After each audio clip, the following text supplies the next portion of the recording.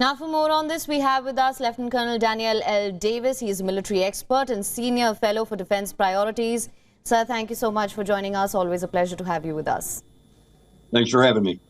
Sir, my first question, of course, I want to understand what your assessment of the situation is so far, and also the hostage situation that has now emerged as a prime concern, and several of whom, of course, are foreign nationals as well. Do you think this will limit Israel's capability to react with full force? Well, it certainly can't help but to make it more difficult for the Israeli government, because they can't just go in with all guns ablazing, or just shooting large numbers of bombs and other kinds of attacks.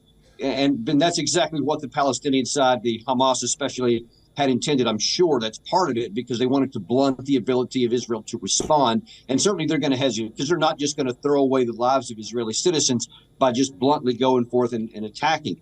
But it's going to slow it down, but it's not going to stop it, because Israel has been previously attacked, especially among the civil population. If this was military on military, it might be a little bit different of a situation. But because so much of this violence has been directed against Israeli civilians, the government can't help but have a very, very powerful response. And I fear for what's going to happen in the coming days. So, it's very interesting to note where the attack started from.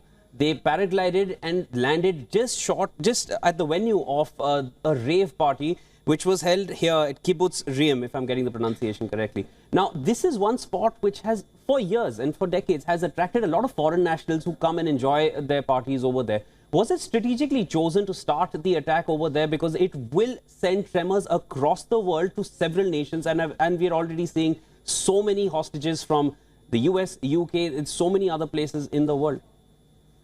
Yeah, that's actually been the single most grievous attack of the whole thing, because it's not like they got caught up in the violence. It was very clear that was a direct target, because not only did they get rocket fire, but then they had gunmen go in there and literally just mowing people down. And there was also, because of the large group, that was also one of the places where the Hamas gunmen actually came and grabbed a lot of people, and many of them are still missing to this day. And that is it's just horrific. In terms of this whole affair. But should we expect U.S. boots on ground along with other international governments if Israel is unable to curb the situation? Because Netanyahu has already said it's going to be a long and difficult war. So do you feel other governments will? No, absolutely not. No, the United States is not going to put any boots on the ground. Israel was caught unprepared for this. They had a terrible intelligence failure. Their military initially failed, but they will recover because they have a lot of capability. They will definitely continue to defend their own selves. They don't need any help other than perhaps some ammunition and some intelligence support, which we're going to provide, according to President Biden. But they have the capacity on the ground to be able to take care of their own security. Right, absolutely. This is brought to fore the massive intelligence failure that we've seen. And taking cues from what Shivan just said, President Herzog has asked for an emergency government as well. Could you talk to us about the implications of this?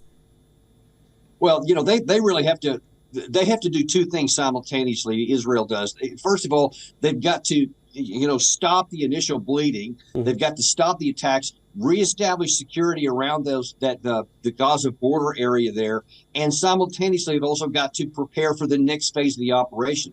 Now, there's going to be time for them to go and try to understand why they had this intelligence failures, what are the kind of things that's going to mean in terms of the military hierarchy or even the government, but those things have to wait until later. First of all, they've got to reestablish security, and then they've got to start planning and preparing for what their next offensive mission is. And I think that's what you're going to see probably in the coming days, but I don't think you're going to see any big moves for a few days, because it takes time to get those kind of operations ready. So the Arab chief met with Sergei Lavrov.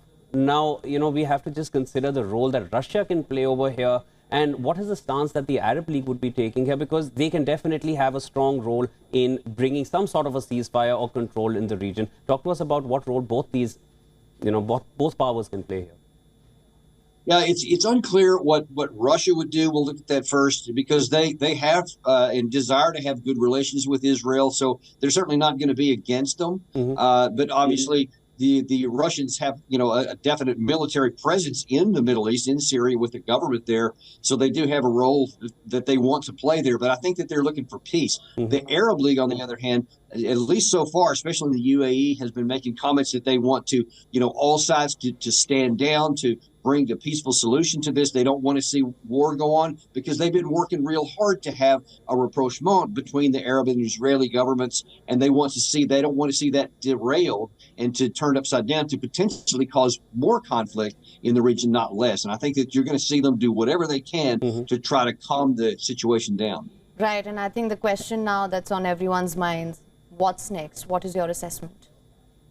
Yeah, what's next is I think that you're seeing right now the military leaders and the political leaders in Israel right now are very busy planning to, what they're going to do next. They're going through different scenarios. They're looking at the pros and the cons. They're seeing what the resources they have that are available right now. And then they're getting people ready. You've actually already seen a lot of military vehicles, armored vehicles, mobile artillery pieces already be moving into different areas to try to establish security. And I suspect, though, because of so much civilians have been killed, I think you're going to see a very, very heavy response from Israel when they're ready. Right. Thank you so much for joining in, sir, with all your insights. It's always a pleasure having you on the show and getting your mind on, how things are going to proceed further. My pleasure. Thanks for having me. WION is now available in your country. Download the app now. Get all the news on the move.